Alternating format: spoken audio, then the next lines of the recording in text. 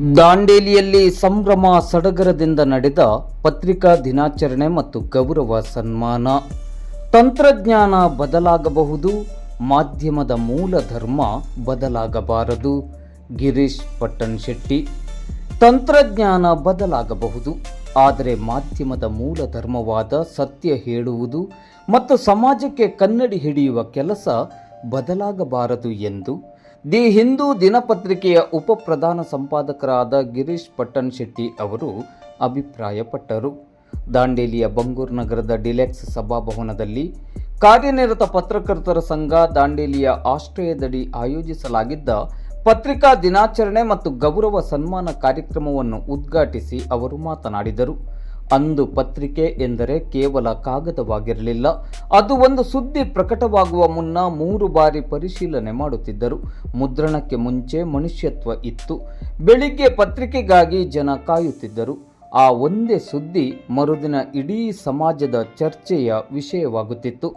ಸಂಪಾದಕರು ಸರ್ಕಾರದ ತಪ್ಪುಗಳನ್ನು ಪ್ರಶ್ನಿಸಿ ಜನರ ಸಮಸ್ಯೆಗೆ ದನಿಯಾಗುತ್ತಿದ್ದರು ಎಂದು ಅವರು ನೆನಪಿಸಿಕೊಂಡರು. ಇಂದು ವೇಗ, ಆದರೆ ಸವಾಲುಗಳು ಹೆಚ್ಚು. ಇಂದು ಮಾಹಿತಿ 24x7 ಲಭ್ಯವಿದೆ. ಘಟನೆ ನಡೆದ 2 ನಿಮಿಷದಲ್ಲಿ ವಿಡಿಯೋ ವೈರಲ್ ಆಗುತ್ತದೆ. ಇಂದಿನ ಡಿಜಿಟಲ್ ಯುಗದಲ್ಲಿ ವೇಗದ ಜೊತೆಗೆ ನಿಖರತೆಯು ಮುಖ್ಯವಾಗಿದೆ. ಮೊಬೈಲ್ ಇದ್ದವನು ಪತ್ರಕರ್ತನಾಗಿರುವ ಈ ಕಾಲದಲ್ಲಿ ಸುಳ್ಳು ಸುದ್ದಿ ಹರಡದಂತೆ ಎಚ್ಚರ ವಹಿಸಬೇಕು. ಅಧಿಕಾರದ ದುರ್ಬಳಕೆ, ಭ್ರಷ್ಟಾಚಾರವನ್ನು ಪ್ರಶ್ನಿಸುವುದರ ಜೊತೆಗೆ ಕಾರ್ಮಿಕ, ರೈತ ಮತ್ತು ಸಾಮಾನ್ಯ ಜನರ ಸಮಸ್ಯೆಗೆ ದನಿಯಾಗಬೇಕು ಎಂದು ಕರೆ ನೀಡಿದರು. ಪತ್ರಕರ್ತ ಸಮಾಜದ ಕಾವಲುಗಾರನಾಗಿದ್ದಾನೆ. ಟಿಆರ್ಪಿಗಾಗಿ ಸುದ್ದಿ ತಿರುಚಬಾರದು.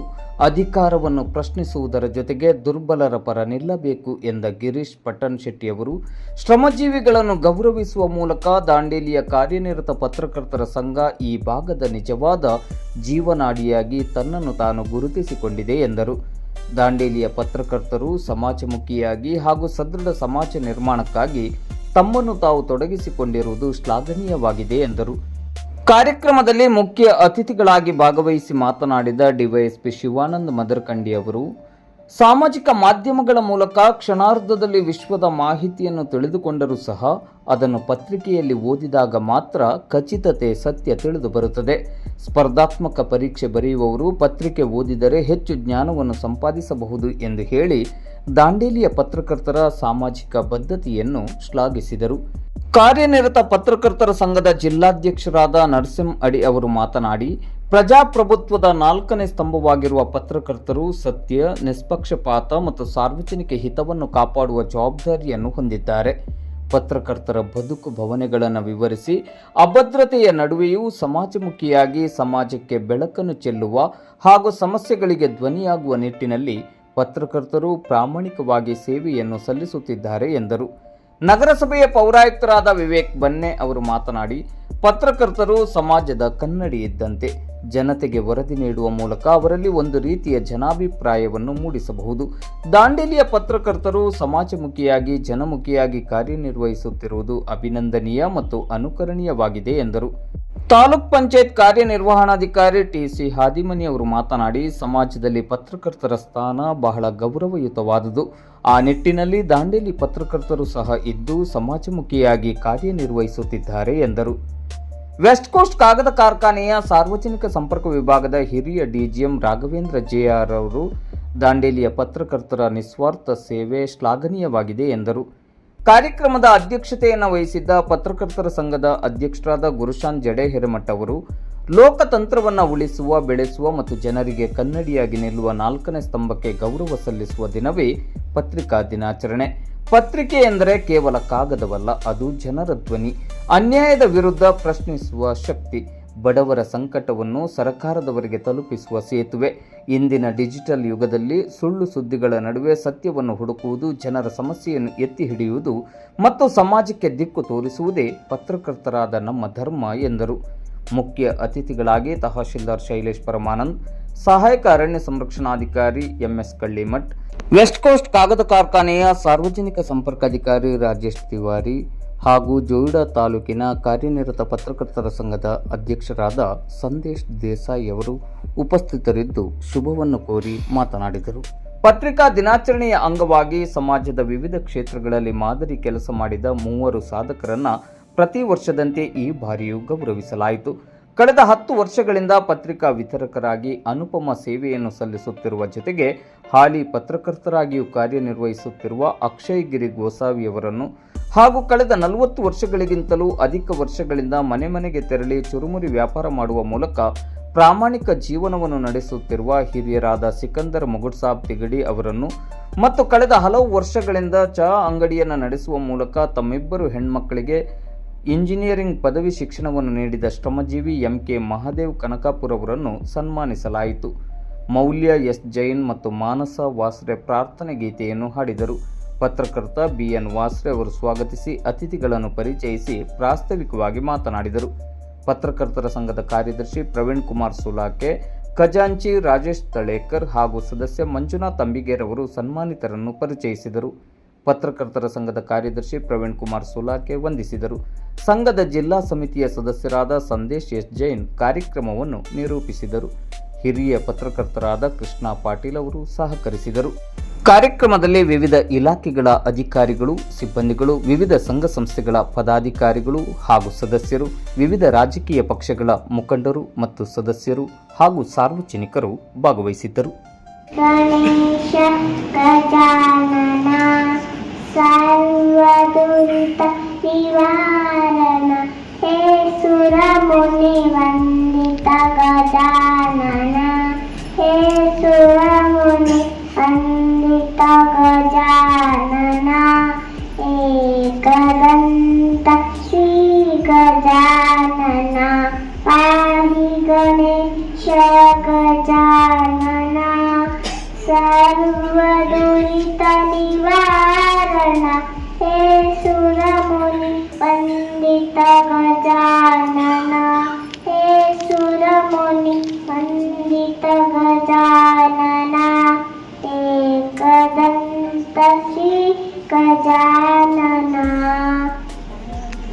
ಪಾರ್ವತಿ ಪುತ್ರ ಪರಮ ಪವಿತ್ರ ಪಾಪ ವಿನಾಶಕ ಗಜಾನನ ಹೇ ಸುರ ಮುನಿ ವಂದಿತ ಗಜಾನನ ಹೇ ಸುರ ಮುನಿ ವಂದಿತ ಗಜಾನನ ಏಕದಂತ ಶ್ರೀ ಗಜಾನನ ಏಕದಂತ ಶ್ರೀ ಗಜಾನನ ಏಕದಂತ ಶ್ರೀ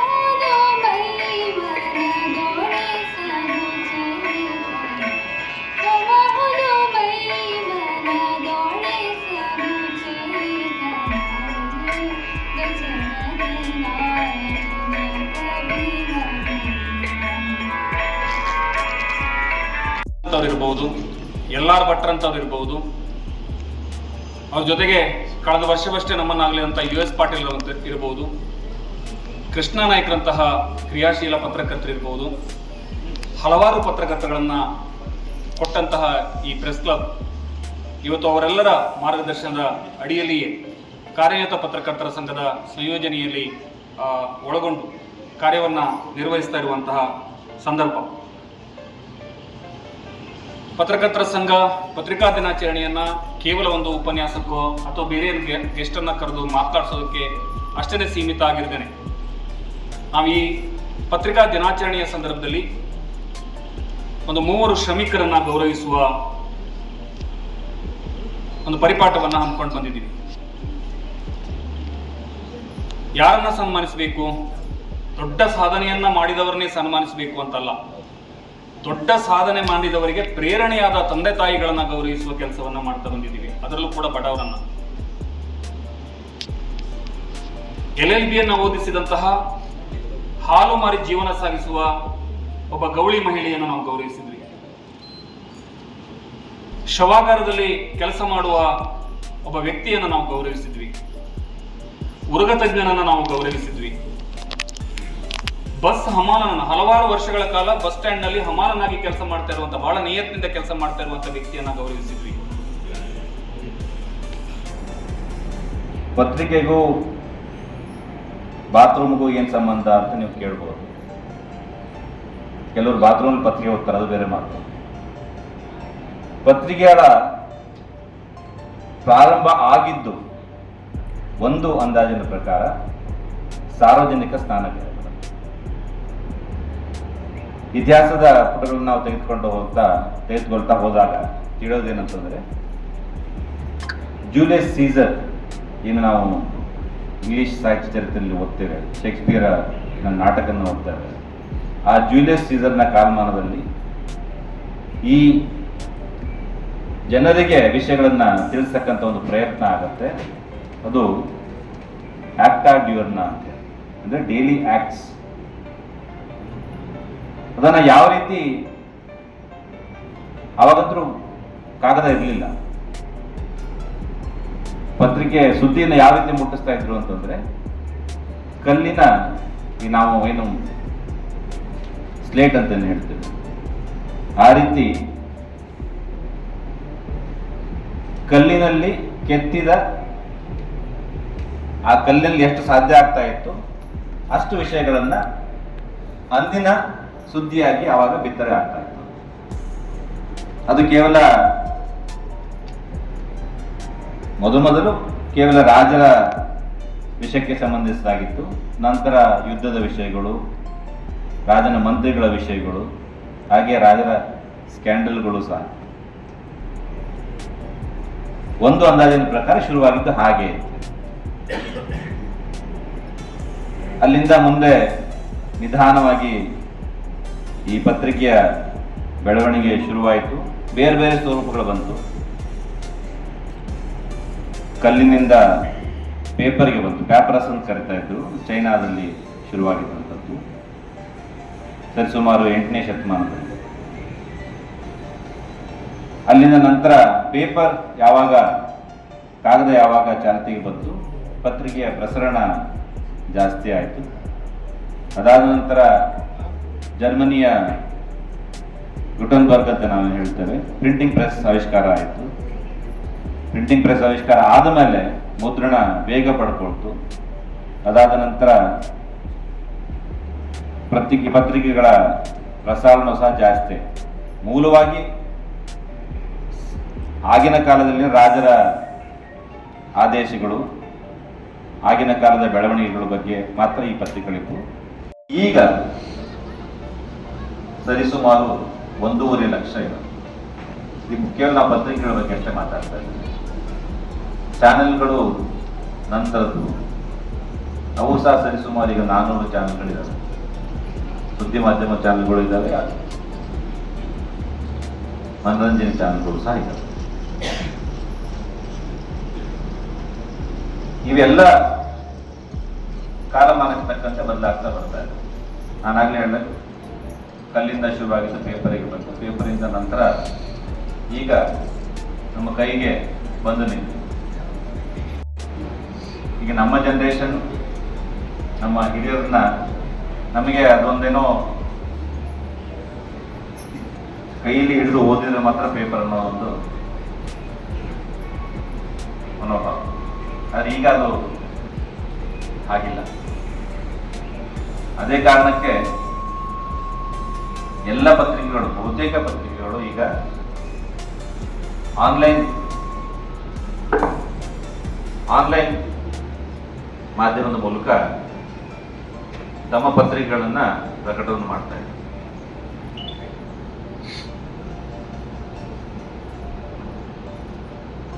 ಈ ಆನ್ಲೈನ್ ಬರೋದಕ್ಕೆ ಕಾರಣವು ಅಫ್ಕೋರ್ಸ್ ಸಾಕಷ್ಟು ಇದಾವೆ. ಯಾಕಂದ್ರೆ ತಂತ್ರಜ್ಞಾನ ಬದಲಾವಣೆ.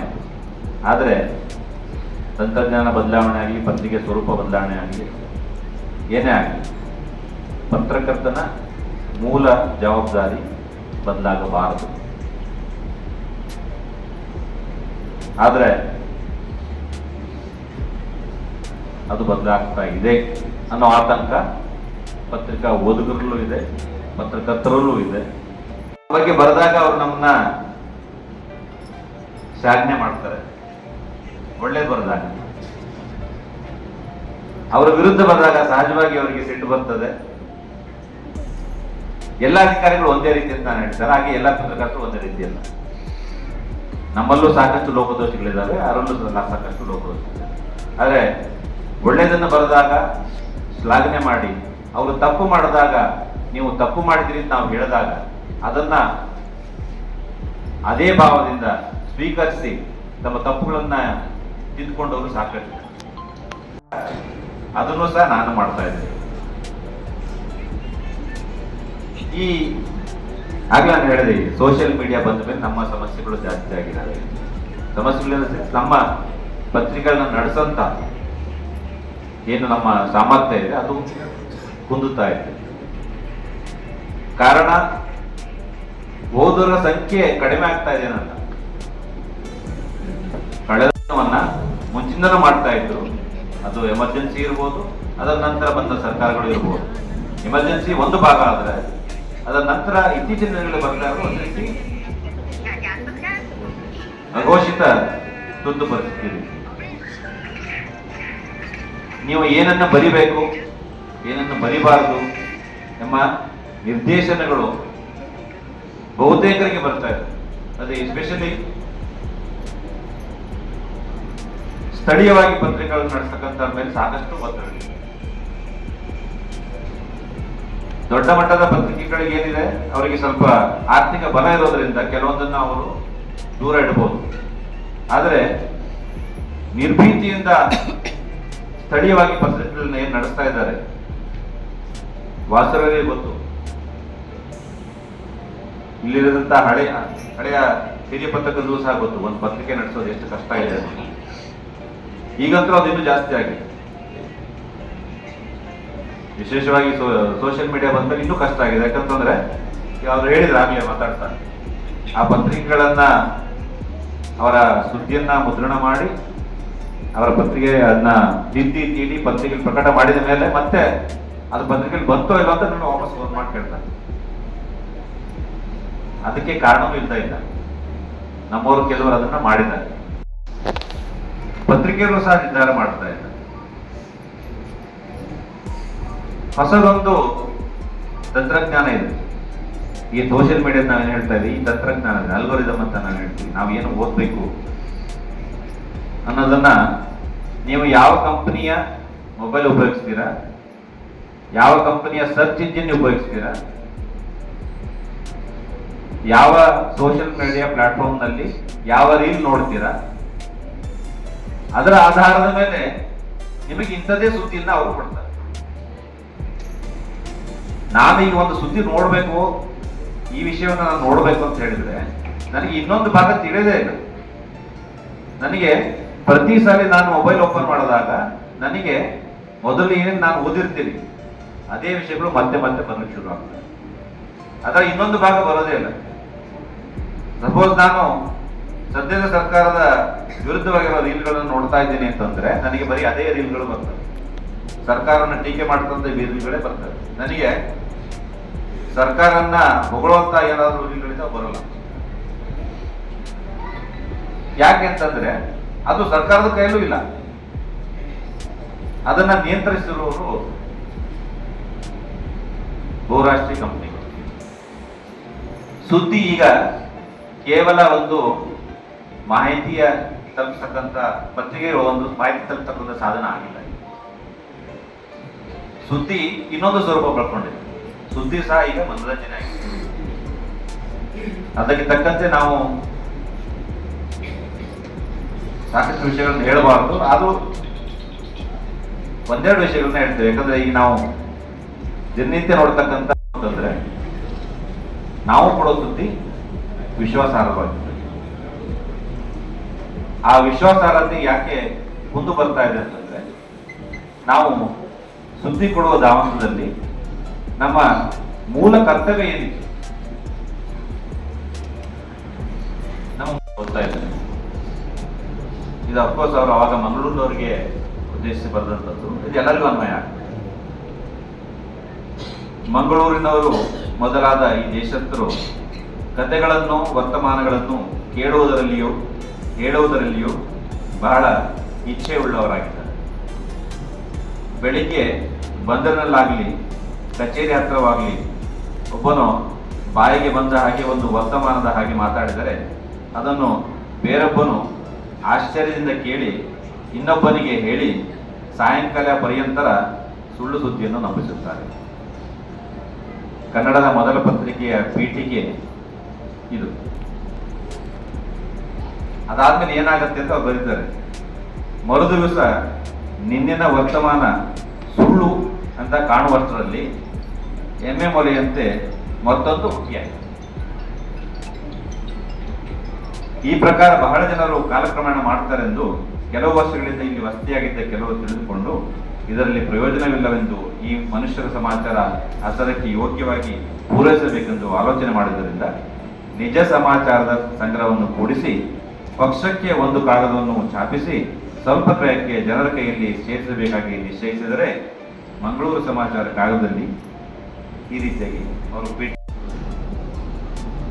ತಪ್ಪು ಕಲ್ಪನೆ ಇದೆ.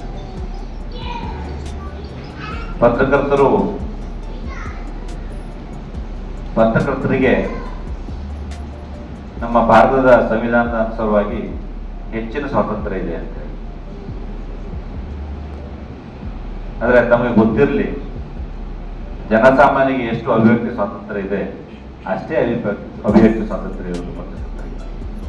ಆದರೆ ಸಮಾಜ ನಮ್ಮನ್ನ ಗೌರವದಿಂದ ಯಾಕೆ ನೋಡ್ತಾ ಅಂತಂದ್ರೆ ನಮಗೆ ಗೊತ್ತಿರುವ ಸತ್ಯವನ್ನ ನಾವು ನೇರವಾಗಿ ಹೇಳಲಿಕ್ಕೆ ನಮ್ಮ ಕೈಲಾದಷ್ಟು ನಾವು ಪ್ರಯತ್ನ ಮಾಡ್ತೇವೆ. ಆ ಕಾರಣಕ್ಕಾಗಿ ಜನ ನಮ್ಮನ್ನ ನಂಬ್ತಾರೆ, ಈಗಲೂ ನಂಬ್ತಾರೆ. ಸಂಖ್ಯೆ ಕಡಿಮೆ ಆಗ್ತಾ ಇದೆ, ನಂಬುವರ ಸಂಖ್ಯೆ ಕಡಿಮೆ ಆಗ್ತಾ ಇದೆ. ಅದನ್ನು ಹೆಚ್ಚು ಮಾಡೋ ಜವಾಬ್ದಾರಿ ಸಹ ನಮ್ಮ ಮೇಲೆ ಇದೆ. ಅದು ಕೇವಲ ಪತ್ರಿಕೆ ಓದೋರಿಗೆ ಅಷ್ಟೇ ಸಂಬಂಧ ಆಗ್ತಾ ಇಲ್ಲ, ನಮ್ಮ ಎಲ್ಲ ವಿಚಾರಗಳಲ್ಲೂ ಸಹ ಈ ಸುಳ್ಳು ಸುದ್ದಿಯ ಪರಿಣಾಮ ಬೀರ್ತಾ ಇದೆ. ಘಾನಾದ ಒಂದು ವಿಶ್ವವಿದ್ಯಾಲಯ ಒಂದು ರಿಸರ್ಚ್ ಮಾಡ್ತದೆ, ಈ ಸುಳ್ಳು ಸುದ್ದಿಗಳಿಂದ ರಿಸರ್ಚ್ ಮೇಲೆ ಎಷ್ಟು ಪರಿಣಾಮ ಬೀರ್ತಾ ಇದೆ. ಅಲ್ಲಿ ಅವರು ಕಂಡುಕೊಳ್ಳುವಂತಹ ವಿಷಯ ಏನಂತಂದ್ರೆ, ಈ ಸುಳ್ಳು ಸುದ್ದಿಗಳನ್ನು ನಂಬಿ ಅದನ್ನ ಆಕರ ಗ್ರಂಥವಾಗಿ ಇಟ್ಕೊಂಡು ಸಂಶೋಧನೆ ಮಾಡಿ ಅದರ ಆಧಾರದ ಮೇಲೆ ತಮ್ಮ ವಿಚಾರಗಳನ್ನ ಮಂಡಿಸಿದಂತಹ ಸರಿಸುಮಾರು 125% ಜನ, 25 ಪ್ರಬಂಧಗಳು ಆ ರೀತಿ ಇದೆ. ಅಂದ್ರೆ ಇದು ಕೇವಲ ಸುಳ್ಳು ಸುದ್ದಿ ಅನ್ನೋದು ಕೇವಲ ಪತ್ರಿಕೆಗಳಿಗೆ ಸಂಬಂಧಪಟ್ಟಿದ್ದಲ್ಲ, ಇಡೀ ಸಮಾಜಕ್ಕೆ ಸಂಬಂಧಪಟ್ಟಿದ್ದು. ಯಾಕಂದ್ರೆ ಈ ಸುಳ್ಳು ಸುದ್ದಿಯಿಂದಾಗಿ ಸಾಕಷ್ಟು ಅನಾಹುತಗಳು. ಅದನ್ನೆಲ್ಲ ಒಪ್ಪಿ ನಾನು ಸಂಘದ ಚುನಾವಣೆ ನಡೆಯದೆ ಸುಮಾರು ಒಂದು 15 ವರ್ಷ ಆಗಿದೆ. ಆ ಚುನಾವಣೆಯನ್ನ ಎದುರಿಸಿ ಯಾವ ರಾಜಕೀಯ ಪಕ್ಷಗಳ ಹೋರಾಟಕ್ಕೂ ಕಡಿಮೆ ಇಲ್ಲದಂತೆ ನಾವು ಈ ಸಲ ಚುನಾವಣೆ ಮಾಡಿ ಅದನ್ನ ಇವರೆಲ್ಲರ ಸಹಕಾರದಿಂದ ಗೆದ್ದಿದ್ದೇವೆ. ಅದರ ಸಂತೋಷ ಇದೆ. ಅವರು ಏನು ನಿರೀಕ್ಷೆ ಮಾಡಿದಾರೋ ಅದಕ್ಕೆ ನಾನು ಸ್ವಲ್ಪ ನಿಧಾನವಾಗಿ ಸ್ಪಂದಿಸ್ತಾ ಇದ್ದೇನೆ ಅಂತ ಬೇಸರ ಇರಬಹುದು. ಆದರೆ ಖಂಡಿತವಾಗಿ ಪ್ರತಿಯೊಂದು ಅವರ ಜೊತೆ ನಾನು ಯಾವ ಸ್ಪಂದನೆಯನ್ನ ಇಟ್ಟುಕೊಂಡು ಈ ವ್ಯವಸ್ಥೆಯಲ್ಲಿ ಬಂದಿದ್ದೇನೋ ಅದನ್ನ ತಲುಪಿ ಆ ಸಾಧನೆಯನ್ನ ಮಾಡಿ ತೋರಿಸ್ತೇನೆ. ಸ್ವಲ್ಪ ಕಾಲಾವಕಾಶ ಬೇಕು. ಕಾರಣ ಇಲ್ಲಿಯ ವ್ಯವಸ್ಥೆಯ ಒಳಗಿನ ದೋಷ ಮತ್ತೆ ಕಷ್ಟಗಳು ಏನು ಅಂತ ಅವರಿಗೆ ಸಂಪೂರ್ಣ ಮಾಹಿತಿ ಇದೆ. ಅದನ್ನು ನಿರ್ವಹಿಸಲಿಕ್ಕೆ ಎಷ್ಟು ಕಷ್ಟ ಆಗ್ತಾ ಇತ್ತು, ಏನಾಗ್ತಾ ಇದೆ ಅಂತ ಹೇಳೋದು ಅವರಿಗೆ ಕಲ್ಪನೆ ಇದೆ. ಆದ್ರೆ ಅವರೆಲ್ಲರ ಸಹಕಾರದಿಂದ ಅವಷ್ಟನ್ನು ಮೆಟ್ಟು ನಿಲ್ಲಲಿಕ್ಕೆ ಒಂದು ಹೆಜ್ಜೆ ಇಟ್ಟಿದ್ದೇವೆ. ಮುಂದಿನ ಹೆಜ್ಜೆಗಳನ್ನ ಖಂಡಿತವಾಗಿ ಇಡ್ತೇವೆ. ಇನ್ನು ಕ್ಷೇಮ ನಿಧಿ ಬಗ್ಗೆ ಹೇಳಿದ್ರು. ನಮ್ಮ ಸಂಘ ಇದನ್ನ ಸ್ಟಾರ್ಟ್ ಮಾಡಿ 5 ವರ್ಷ ಆಯ್ತು. ಅದಕ್ಕೆ ಒಂದಿಷ್ಟು ಹಣವೂ ಸಂಗ್ರಹ ಆಗಿದೆ, ಆದ್ರೆ ಸಂಘದ ಕೈಯಲ್ಲಿ. ಅದಕ್ಕಾಗಿ ಹೋರಾಟ ನಡೀತಾ ಇದೆ. ಅದನ್ನ ಮುಂದಿನ ದಿನಗಳಲ್ಲಿ ಸಂಘದ ಪರವಾಗಿ ತರ್ತೇವೆ. ಅದನ್ನ ಮುಂದಿನ ದಿನಗಳಲ್ಲಿ ರಾಜ್ಯದಲ್ಲೇ ಅತ್ಯುತ್ತಮವಾಗಿ ನಿರ್ವಹಿಸುವಂತಹ ಒಂದು ಹೊಣೆಗಾರಿಕೆಯನ್ನು ನಾವು ನಿರ್ವಹಿಸ್ತೇವೆ. ನಮ್ಮ ಪತ್ರಕರ್ತರ ಜೊತೆ ಸದಾ ಪತ್ರಿಕಾ ಸಂಘ ಇರ್ತದೆ. ಅದು ಮುಂದಿನ ದಿನಗಳಲ್ಲೂ ಕೂಡ ಅದು ಇಲ್ಲಿಯ ಸಮಸ್ಯೆಗಳಾದಾಗ ಕೆಲವರಿಗೆ ಅರಿವಾಗಿದೆ. ಅವಾಗ ನಾನು ಹುದ್ದೆಯಲ್ಲಿ ಇರಲಿಲ್ಲ, ಬಟ್ ಇದ್ದವರು ಅಥವಾ ಸ್ಪಂದಿಸಲಿಕ್ಕೆ ಅವಕಾಶ ಇದ್ದವರು ಸ್ಪಂದಿಸ್ತಾರೆ. ಇನ್ನು ದಾಂಡೇಲಿಯ ಪತ್ರಕರ್ತರ ಬಗ್ಗೆ ಹೇಳ್ಬೇಕಾದ್ರೆ, ಹಿಂದೆ ಬಹಳ ಸಣ್ಣ ಊರಾಗಿತ್ತು. ಆದರೆ ಅವರ ಹೋರಾಟ, ಅವರ ಜನರ ಜೊತೆಯಿಂದ ಒಂದು ಸೇರುವಿಕೆಯಿಂದಾಗಿ ಇವತ್ತು ತಾಲೂಕಾಗಿ ಪರಿವರ್ತನೆ ಆಗಿದೆ. ಅದಕ್ಕೆ ಪತ್ರಕರ್ತರ ಕೊಡುಗೆ ಬಹಳ ಇದೆ. ಅದಿಲ್ಲ ಅಂತ ಹೇಳಿದ್ರೆ ಸಮಾಜದಲ್ಲಿ ಇಷ್ಟು ದೊಡ್ಡ ಕಾರ್ಯವನ್ನು ಮಾಡೋದು ಅಷ್ಟು ಹುಡುಗಾಟದ ಕೆಲಸ ಅಲ್ಲ. ಉಳಿದ ತಾಲೂಕುಗಳನ್ನ ಮಾಡಬೇಕಾದ್ರೆ ಅದಕ್ಕೆ ಇಚ್ಛಾಶಕ್ತಿ ಎಷ್ಟು ಕೊರತೆ ಇತ್ತು ಅದನ್ನೆಲ್ಲವನ್ನು ಮೆಟ್ಟಿನಿಟ್ಟು ಇವತ್ತು ಪತ್ರಕರ್ತರ ಸಹಕಾರದಿಂದ ದಾಂಡೇಲಿ ಒಂದು ತಾಲೂಕಾಗಿ ಇವತ್ತು ಗುರುತಿಸಿಕೊಂಡಿದೆ. ಪ್ರಜಾಪ್ರಭುತ್ವದ 4ನೇ ಅಂಗ ನಾವು. ನಮ್ಗೆ ಯಾವುದೇ ರೀತಿ ಭದ್ರತೆ ಇಲ್ಲ ಅಂತ ಹೇಳಿ ಎಲ್ಲವನ್ನೂ ಒಪ್ಕೊಂಡಿದ್ದಾರೆ. ಆ ಭದ್ರತೆಯನ್ನ ಕೊಡಿಸುವಲ್ಲಿ ನಮ್ಮ ಸಂಘ, ನಮ್ಮ ಇಂದಿನ ರಾಜ್ಯಾಧ್ಯಕ್ಷ ಶಿವಾನಂದ ಗೌಡರವರು ಬಹಳ ಪ್ರಯತ್ನ ಮಾಡಿದ್ದಾರೆ. ಅದರ ಫಲವಾಗಿ ಗ್ರಾಮೀಣ ಪತ್ರಕರ್ತರಿಗೆ ಇವತ್ತು ಬಸ್ ಪಾಸ್ ಅದರ ಸರಳೀಕರಣ ವ್ಯವಸ್ಥೆ ಆಗ್ತಾ ಇದೆ. ಶೀಘ್ರದಲ್ಲೇ ಇನ್ನು ಮುಂದಿನ ದಿನಗಳಲ್ಲಿ ಅದು ಸರಳವಾಗಿ ಪತ್ರಕರ್ತರಿಗೆ ದೊರೆಯುವಂತ ಆಗ್ತದೆ ಅಂತ ವಿಶ್ವಾಸ ಇದೆ. ಅದಲ್ಲದೆ ಇನ್ನಿತರ ಅನೇಕ ವಿಷಯಗಳನ್ನ ಪತ್ರಕರ್ತರಿಗೋಸ್ಕರ ಮುಂದಿನ ದಿನಗಳಲ್ಲಿ ನಾವು ಕೈಗೊಳ್ಳುವ ಒಂದು ಪ್ರಯತ್ನದಲ್ಲಿ ಇದ್ದೇವೆ. ಅದನ್ನ ಮಾಡೇ ಮಾಡ್ತೇವೆ. ಪತ್ರಕರ್ತರ ಕುಟುಂಬಕ್ಕಾಗಿ ನಾವು ಹೋರಾಟವನ್ನ ನಡೆಸ್ತೇವೆ. ಈಗಾಗಲೇ ಕೆಲವು ಪ್ರಯತ್ನಗಳಿದೆ. ಅದನ್ನ ನಾವು ಮುಂದುವರಿಯೋಕ್ಕಿಂತ ಮೊದಲು ಎಕ್ಸ್ಪ್ರೆಷನ್ ಮಾಡೋದು ಬೇಡ ಅಂತ ಹೇಳಿ ಕಳೆದ ಕೆಲವು ದಿವಸಗಳ ಹಿಂದೆ ದಾಂಡೇಲಿ ನಗರದ ಒಂದು ಕಾರ್ಯನಿರತ ಪತ್ರಕರ್ತರ ಸಂಘದ ಪದಾಧಿಕಾರಿಗಳ ಬದಲಾವಣೆ ಆಗಿದೆ. ನಮ್ಮ ಆತ್ಮೀಯರಾಗಿರ್ತಕ್ಕಂಥ ಶ್ರೀ ಗುರುಶಾಂತ್ ಜಡೆ ಹಿರೇಮಠರವರು ಈ ಒಂದು ಕಾರ್ಯನಿರತ ಪತ್ರಕರ್ತರ ಸಂಘದ ಅಧ್ಯಕ್ಷರಾಗಿ ಆಯ್ಕೆಯಾಗಿದ್ದಾರೆ. ವರ್ಷವೂ ಸಹ ದಾಂಡೇಲಿ ನಗರದ ಕೆಲ ವಿಶೇಷ ವ್ಯಕ್ತಿಗಳಿಗೆ ನೀವು ಗೌರವ ಸನ್ಮಾನವನ್ನು ಇಟ್ಕೊಂಡಿದ್ರಿ. ಆ ಒಂದು ಗೌರವ ಸನ್ಮಾನಕ್ಕೆ ಪಾತ್ರರಾಗಿರ್ತಕ್ಕಂಥ ಪ್ರತಿದಿನ ಬೆಳಿಗ್ಗೆ ಈ ಜ್ಞಾನ ಜ್ಯೋತಿಯಾಗಿರ್ತಕ್ಕಂಥ ದಿನಪತ್ರಿಕೆಗಳನ್ನು ನಮ್ಮ ಮನೆ ಮನೆಗೆ ತಲುಪಿಸ್ತಕ್ಕಂಥ ಶ್ರೀ ಅಕ್ಷಯ್ ಗೋಸಾವಿರವರು ಹಾಗೂ ಇನ್ನೊಬ್ಬ ಶ್ರಮಜೀವಿಯಾಗಿರ್ತಕ್ಕಂಥ ಶ್ರೀ ಸಿಕಂದರ್ ಮುಗುಟ್ ಸಾಬ್ ತಿಗಡಿಯವರು ಹಾಗೂ ಇನ್ನೊಬ್ಬ ಕಾಯಕ ಜೀವಿಯಾಗಿರ್ತಕ್ಕಂಥ ಶ್ರೀ MK ಮಹಾದೇವ್ ಅವ್ರಿಗೂ ಕೂಡ ನಾನು ಅಭಿನಂದನೆಗಳನ್ನು ಹಾಗೂ ವಿಶೇಷ ನಮನಗಳನ್ನು ಸಲ್ಲಿಸಲಿಕ್ಕೆ ಬಯಸ್ತೇನೆ. ಮುಂದುವರೆದು ಈ ಹಿಂದಿನ ಒಂದು ಪದಾಧಿಕಾರಿಗಳು ಬಹಳಷ್ಟು ಉತ್ಕೃಷ್ಟ ರೀತಿಯಲ್ಲಿ ಈ ಒಂದು ದಾಂಡೇಲಿ ಪತ್ರಕರ್ತರ ಸಂಘವನ್ನ ಮುನ್ನಡೆಸಿಕೊಂಡು ಬಂದಿದ್ದಾರೆ.